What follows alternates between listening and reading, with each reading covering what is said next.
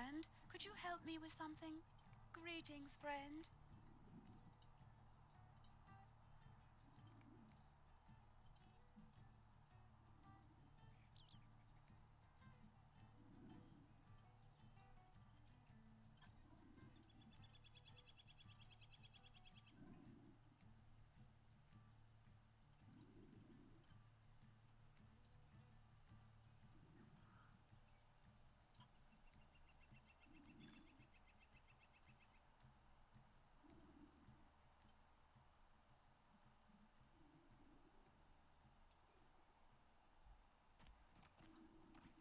What can I do for you?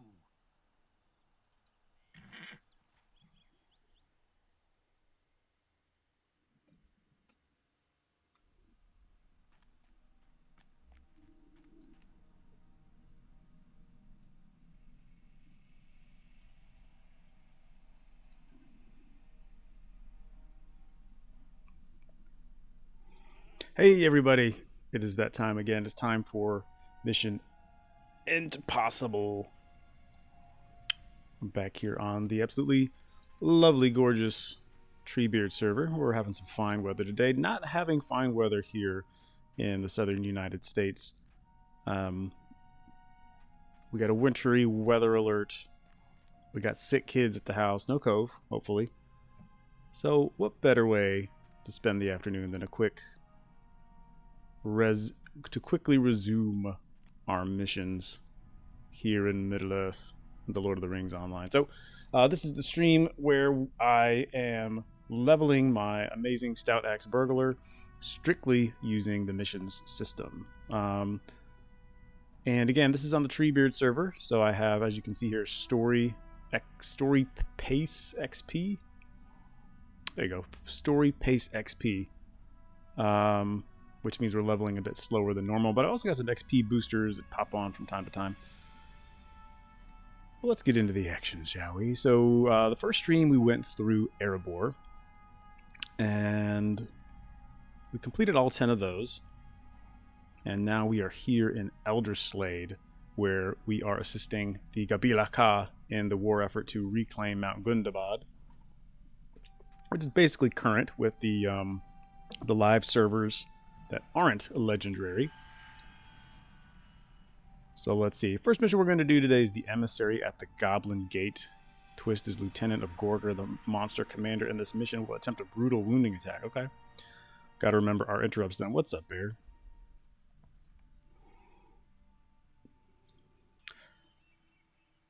Love the restricted area things. Even though we finally hit Moria here on the Treebeard server, we still get those warnings. They're going to kick us out of the Vales of Anduin, but they're not, of course. Speaking of Gundabad, I got to a pretty boring part of the epic story. I'm still grinding away at that. I completed all the landscape quests for Gundabad, but the epic story wasn't zinging me. And then on top of that, I folded about 18 million baskets of laundry today. And as I did, I was watching the wonderful series by the Bearded Minstrel, where he has a few of these. His stuff is really good. It's super high quality. As such, he isn't able to produce that much, I guess. But he did a history of the dwarves as kind of a precursor to the Gundabad expansion. And he went back through in a very nicely filmed and edited and succinct history recap of basically the whole Mordor expansion, which included the origin of the Stout-axes. I thought, man, Stout-axes are so cool. Oh yeah, I have a Stout-axe. So I was bored with Gundabad. Stardew Valley wasn't doing it for me today. So I said, it is time to get back to my boy Usi and Drassa's folk. So we will, the game plan for today will be to knock out all of the Elderslade dailies. That'll be a good, nice quick stream. One thing I've discovered, alright, so, he didn't crit. One thing I've been thinking about, because my main on Treebeard is a champion, and I love the champion. What's better than just hacking goblins to pieces. But my main on Landreval, so my kind of current main, is Hobbit Burglar. And one thing I was thinking about was Stealth Surprise Strike and how much damage that can do. Because I had it on good authority that it was not the best option. Let me focus on this fight and I'll tell you about it in a second.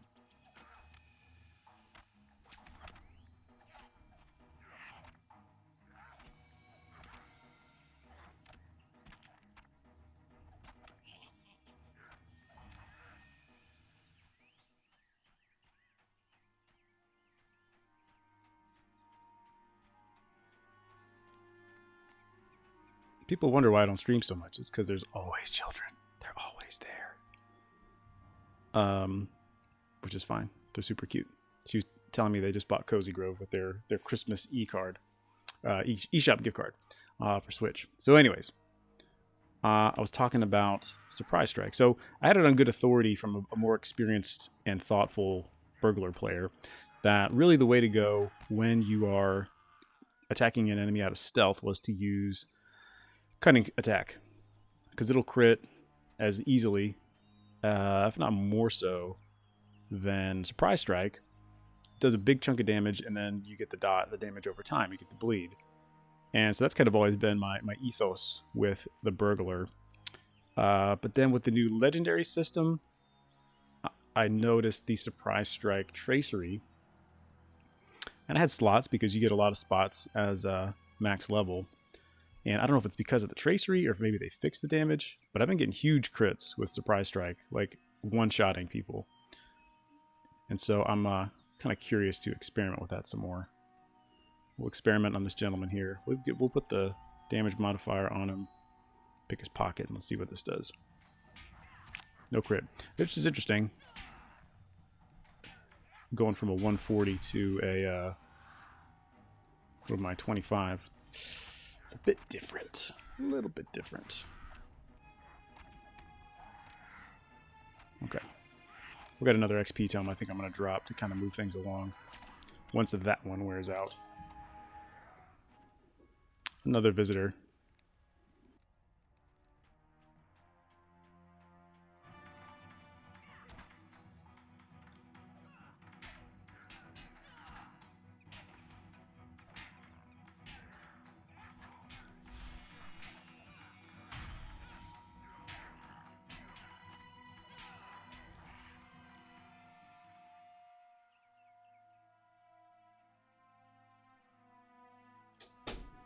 Alright, we're back. Anyways, alright, we're at the boss. That's another thing you can do as a burglar. Is like, I didn't need to kill all these guys. I could have just snuck ahead and defeated the boss. But that's part of the experiment here, just using missions. I kind of need these ads just to get the XP and hit my quota for today. Let's see. As usual, I'm not carrying any food on me, which is a bad practice to do. That's okay. Because I don't really play this guy unless I'm streaming, for a few reasons. Because, number one, I've got my main burglar, if I want to get some hot burglar action in. I might do a bit of crafting here and there with this guy. But, I just don't play him that much. And so by the time I jump in for a stream, it's like, oh, I'm hungry. So I might have to be a mooch and pop into the kin house after this and see if any of my not-so-hasty people have left some goodies around. What is that? Ooh, a hidden doorway. And we did figure out that these the treasure chests don't seem to appear for these Elder Slade missions. Oh, was there a daily I was supposed to pick up? No, because this is a dude that gives you the dailies. So I guess I already have those. I hope. So another thing I don't quite understand is when do the wrapper quests auto-bestow and when do they not? I don't know. Let me know in the chat if you know. There it is. Asking ye shall receive. Okay. But that's just the general missions quest. That's not the specific Elder Slade one, which is this one. Okay, we're good. Proceeding now. Let's halt the Dour Hands. The scouts have come back from the Glimmer Deep. They have found the old mine overrun with Dour Hands. Oh no! Dour Hands, of course, are the stray. Okay, the twist here is raging. I hate that one. Dour Hands, of course, the stray dwarves. I think somebody made the case that they might belong, or are like supposed to belong, to one of the dwarf houses that are mentioned in the Silmarillion. If you didn't know, the Standing Stone team does not have access to the Silmarillion, and so you're never going to see any of the specific stuff from that book in the Lord of the Rings Online. So they kind of have to cheat. And by that I mean they give things different names. The dev team is quite clever, and they're all lore nerds. So what was the example? In the, spoiler alert, in the Volume 1 quest line, where you find out how Narmaleth gets her ring, she was one of the elves of Eregion. In the, I can't think of the name of the city at the moment. But anyway, and, you know, they have this whole cutscene where Sauron shows up, even though he's not Sauron. I think in the Silmarillion, he's referred to as Anatar, the giver of gifts.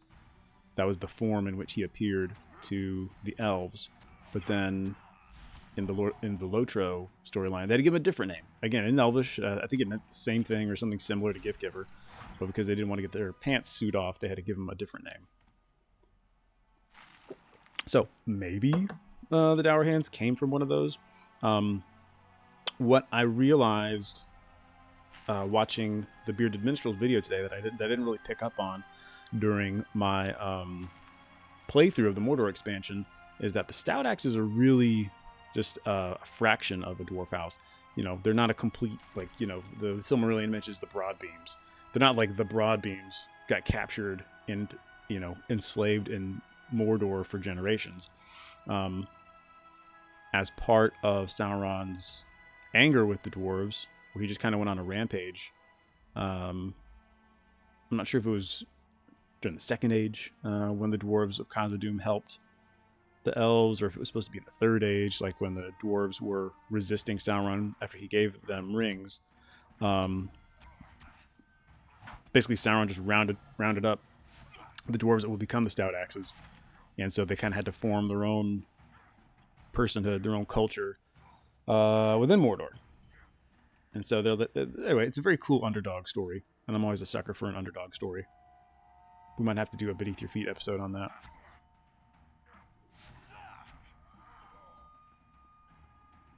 What's up, buddy?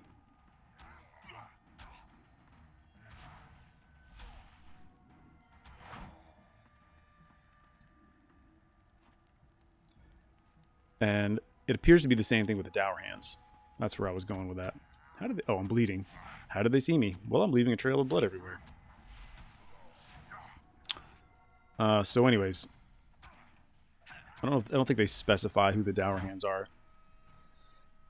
Because what seems to happen periodically in the books is there's some kind of catastrophe, and then groups of dwarves will just kind of be absorbed into the other houses. Such as during... That specifically mentioned about the Stout-axes... Sorry, not the Broadbeams. At the end of... Oh, this is actually better. At the end of the First Age, when Beleriand is destroyed, all those guys kind of flee, and they head to Khazad-dûm. So I think that seems to be what's going on here. You have these kind of splinters of dwarf houses, and the dev team is just kind of playing with that idea when they make Dour Hands and Stout-axes and all that stuff.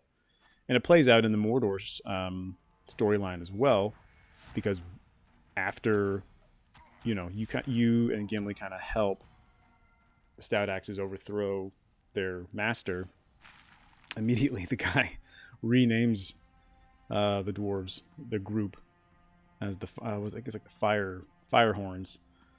So in any case, it's basically like trying to follow the LA punk scene or something.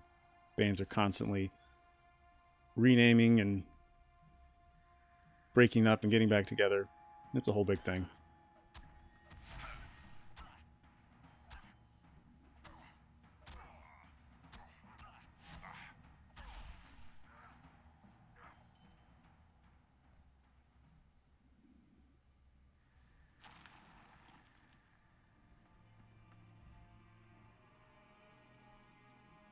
Looks like the next mining cart is down here. So in case you missed it, delete. The delete key is your best friend in this game. Because as long as you're within a certain range, it will always select the next interactable object, which in spaces like this is very helpful.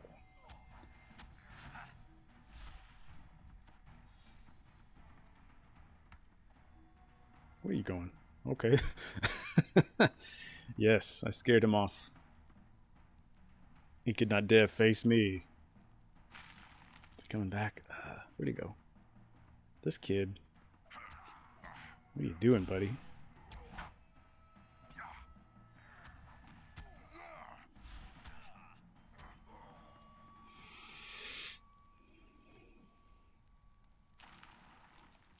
So these streams do tend to be just me running my mouth. Because, you know, any old stream you could watch somebody run around killing mobs. But one thing I will not talk about today is this week's controversy about the endgame currencies. That is not my cup of tea.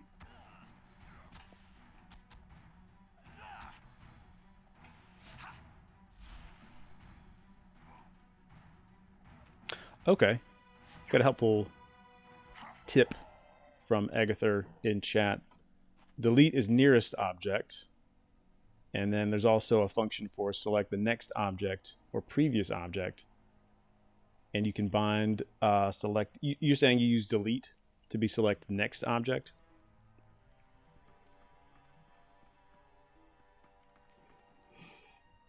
Which that could be useful, because then you're not stuck with the one thing.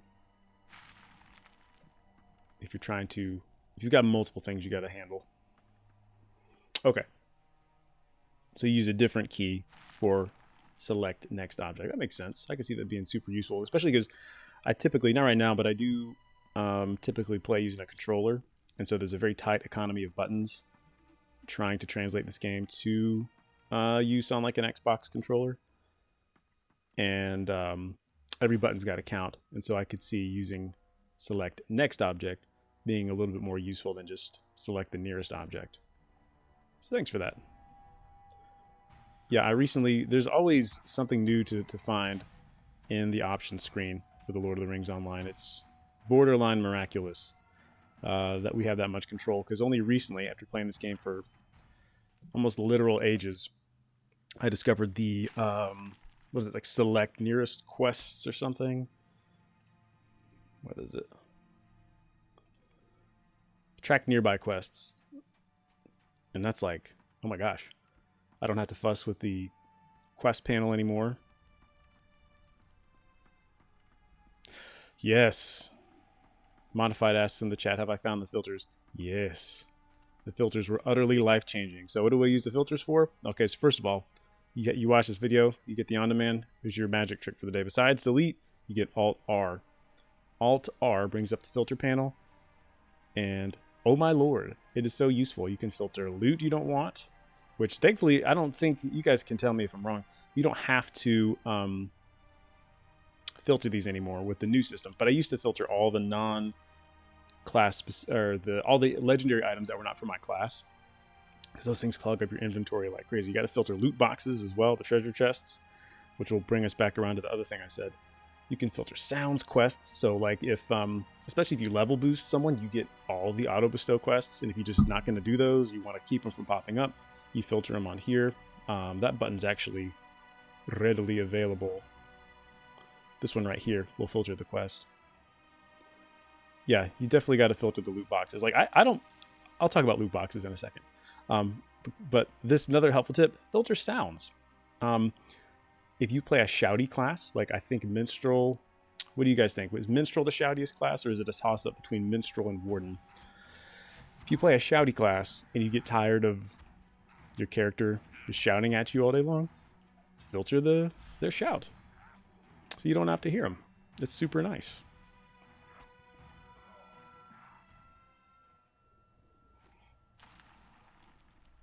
Yeah, Negathir says Captain is pretty shouty. That's definitely true.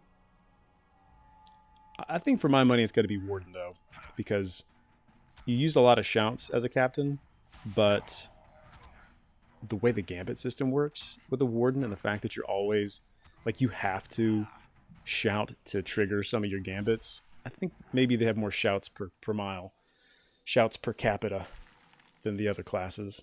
Man, this is taking a while. Part of the reason why I like the missions is because they go quick. This one is slow. I feel like I've lived an eternity in this mine. So it is nice to look at. So yeah, filters are the best. Select next object. And let's talk about loot boxes for a second. There was quite the hullabaloo this week. Not from people actually playing the game, I don't think, but from everybody on the onlines, on social media and on the forums about the currency cap changes. I'm sure there were some valid concerns, but man, people were mad about it. I don't mind a loot box.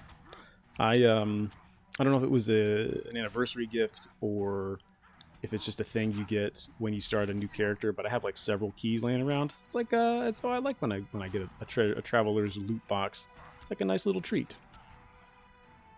I like getting cool random cosmetics and figments of splendor and things like that. But I also realized that the controversy this week was not really about that so much as it was about pay-to-win endgame gear expectations, which I have no comment on. I'm here for the lulz. Alright, we need one more cart and 3 more tools, and we just might make it out of here alive.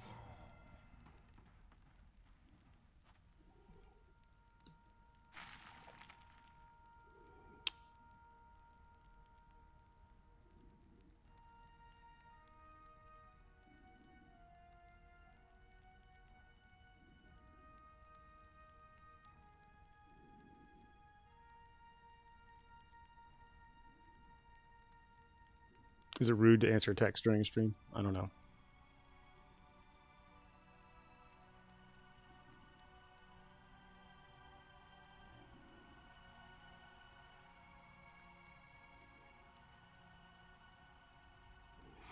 All right, I'm back.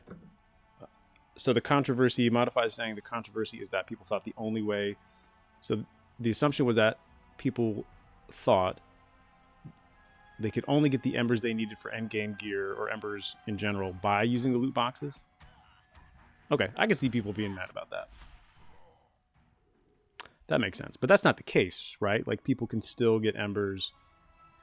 I know they mucked it up, or the plan, even though they have since reneged and delayed those plans. The plan was to make embers the only endgame currency. So anything besides max level was going to be motes, right? But you could still get it. You could still have gotten embers through weeklies. They're just getting rid of being level 20 and opening a box and scrapping it from... Oh, okay. Oh, well, that makes sense. Yeah, so anything that wasn't max level would only get you motes instead of embers. Okay, so it was also an effort to curtail ember farming, which I guess people would do. Like, I've done that before, just for fun. You start a character, and then you use farming to level them up super fast. And as I said, you get those free keys, so you can then open up a chest or two using that. This is taking forever, guys. I'm lost in the mines. How embarrassing.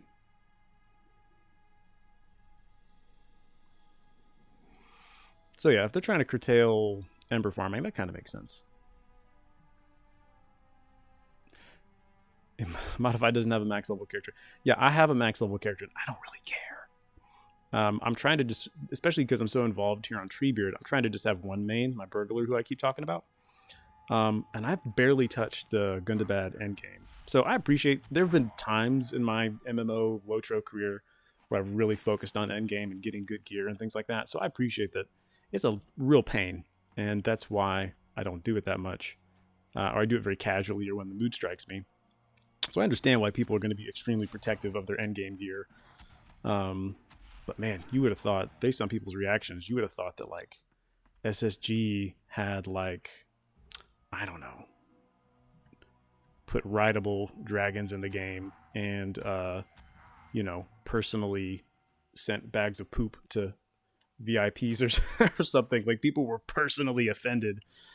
So I don't know. It's what it is. I'm just here to chill out in Middle Earth. Because fundamentally, the end game is not, whatever they do with currency. I don't think the end game is going to change fundamentally, really. Because it's still going to be, number one, it's the culmination of the epic story, which is cool. Even though it's a pain for some people who want the story but don't want the experience, the end game experience. It's going to be some 3-mans and 6-mans and raids.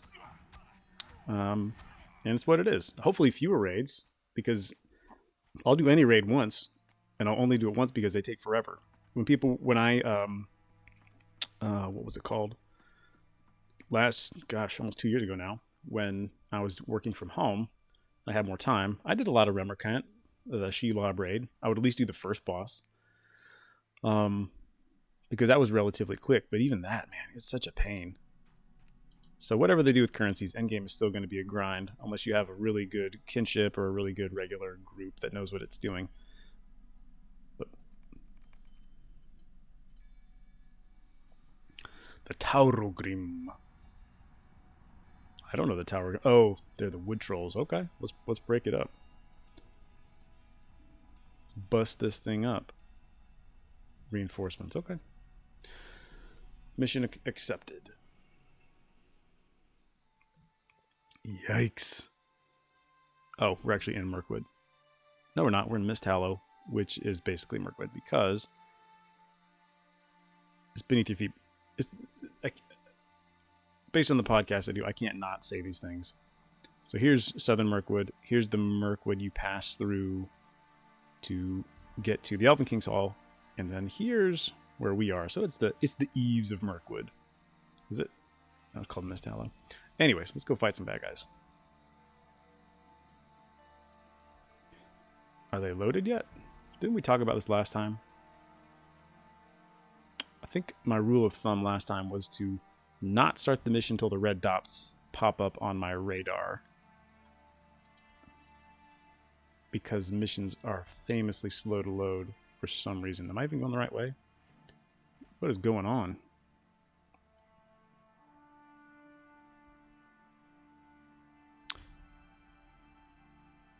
Can't be this slow.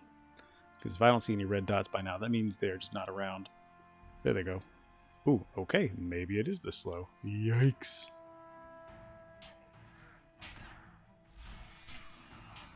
Okay, you can do that. I think typically... Are they calling for reinforcements? We'll shut it down anyway. My understanding mechanically of when a dude like that is casting a healing ability and his friend is eliminated, that it just fizzles. Fizzle's not a Lord of the Rings word, but I think that's what it is. So they don't need to interrupt them. You can kind of use their induction time to your advantage, because it's not going to have a target, so it's not going to actually do anything. Turn around. Yes. That was a little crit. Target not found. It's like it's actually a computer program.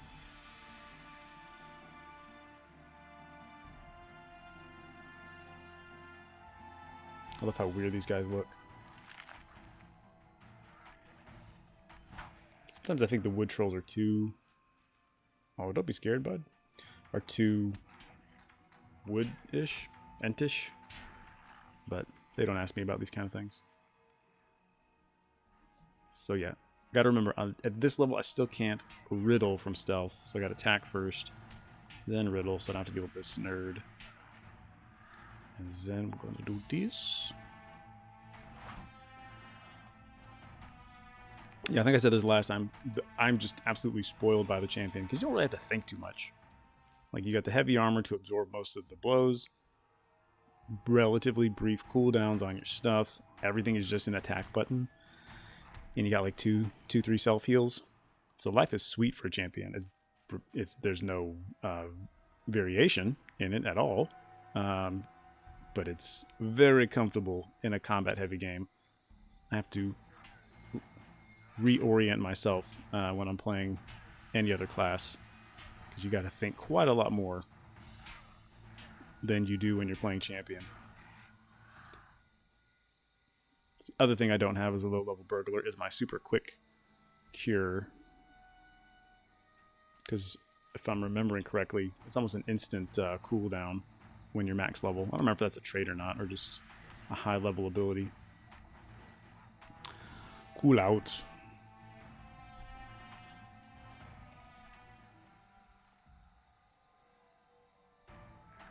Did even turn that guy around. I think what I got to remember to do, I don't know, how do y'all keep up with all the chores you have to do in any game, but especially the Lord of the Rings Online? Because I need to remember to, for example, craft some goodies for me burglar here on my weaponsmith, but I'm never going to remember that. I even have the, let me show you, I even have the notepad plugin thing, LOTRO pad. I'm not going to use it. I'm just going to forget. Maybe I need like a dry erase board or something. My wife would love that. Stop it.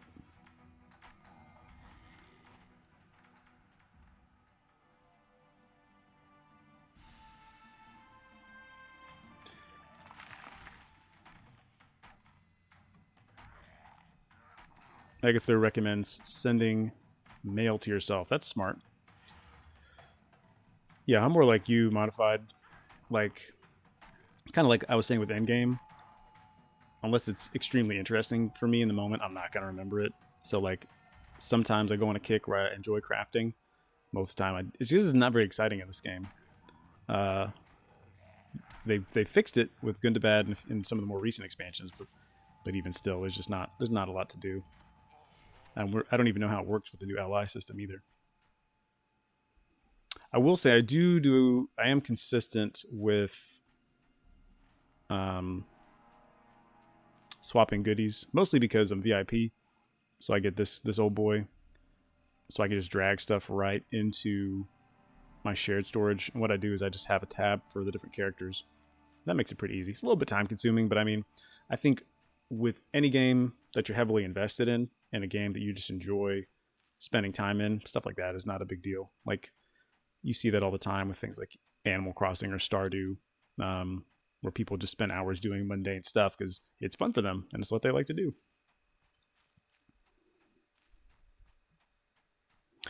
Whoa. Whoa. Agatha has 30 plus alts. Oof, that's dedication. But I do like that you're on a schedule. That's nifty. I've been trying to do, that's something I've been experimenting with, because typically, historically, I just let my game time be my game time, and I just do what I want, because being a grown-up has so many other responsibilities. So it's like, I do what I want. But I have been trying to experiment more with scheduling. So for example, I'll play Treebeard all through the week, and then I'll play on Landreval on the weekends. Except for now, obviously. I played a little this morning, like I was saying.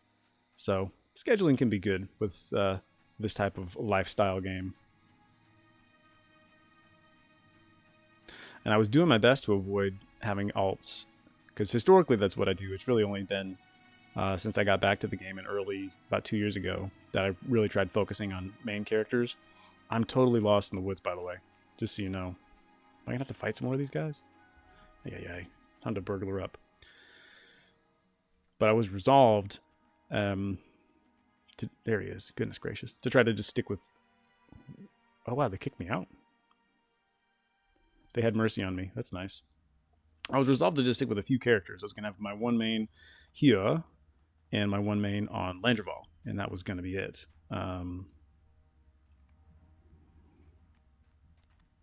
But, you know, clearly that's not what's happening. It is happening on Landreval, because I've only got one that I want to play on there to get through Gundabad. All right, what's this guy? Breaking Bekar Zarach. All right, let's go. Okay, Lieutenant Gorger. But because this guy started off as, let's have we'll have crafting out. Got all these recipes and resources. I'll have a crafting alt. I need ingots. And now he's my burglar boy. What are you gonna do? But yeah, back in the day, like Moria, Mirkwood, whew, way too many characters.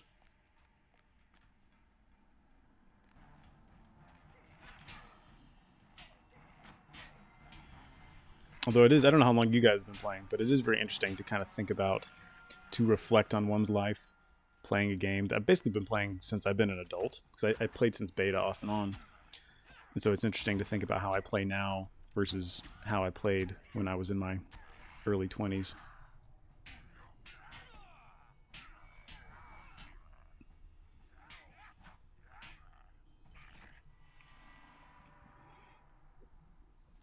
I'll tell you what I don't do. Speaking of organization, modified, you mentioned your bank alt. I don't use bank alts because I never log on to them. So like I just spent this, I guess it would have been the Mordor expansion. I got a level 100 boost. So I spent it on a minstrel because minstrels, they're so bad. They're so hard to level solo. And I didn't really have the time to level him up anymore. So he just kind of became a cosmetic bank. And I never log on to him. He's just been sitting at the camp of the host for like 2 years now. So like I'll send him stuff like dyes and cosmetic outfits I don't have room for. And then I'll get a mail back, a return to sender, 2 weeks later, whatever it is. Oh yeah, I have a cosmetic alt.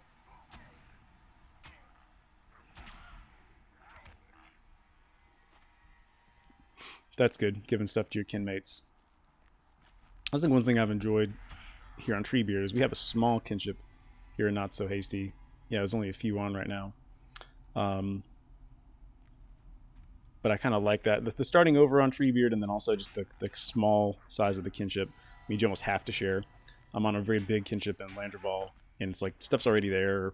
There's at least 10 people in chat at any given time, so if you need something, they just send it to you. Whereas with a smaller kin, we have to be a little more systematic. We have to use our kin neighborhood and things like that. It's kind of fun. What am I doing? Oh, I'm just looking for the boss. Okay. Let's just sneak, because I'm running out of steam here. Probably going to have to stop after this one. Turn that XP booster back on. Oh, speaking of loot boxes, there it is. Let me see. Okay, hold on. We'll finish this. I don't want to get too distracted. Let me finish this, and then I'll see if I have any keys left on this guy. I don't think that I do. But man, I know as a grown-up who looks into this stuff, I know that loot boxes and paid and cash shops and all that stuff is just marketing psychology. But man, I'm here for it. Like, I love the Christmas morning feeling of a good loot box. And I don't care. I'm happy to give money to SSG. I think they're a decent company. What's your main server, Modified?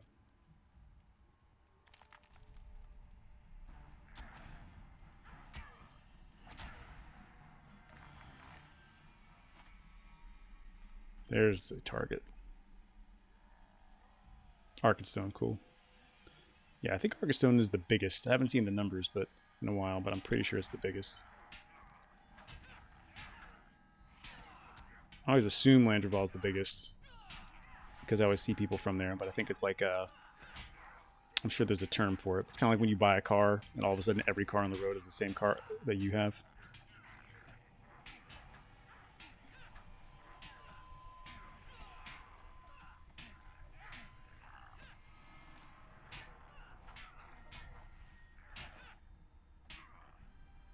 Go away. All right, where's my ride? Just gonna hop down. Well, let me. Oop, there you go. True burglar fashion.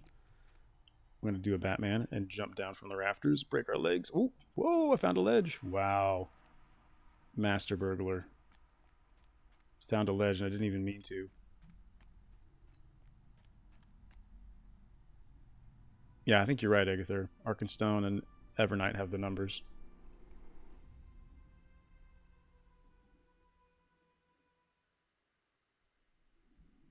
All right, so unfortunately I'm running out of time here, so I don't think I'm going to have time to do a full run, because that leaves us with 4 more missions to do for the Elder Slade Daily. Had I continued, I would have leveled up. So the pattern seems to be these streams tend to last an hour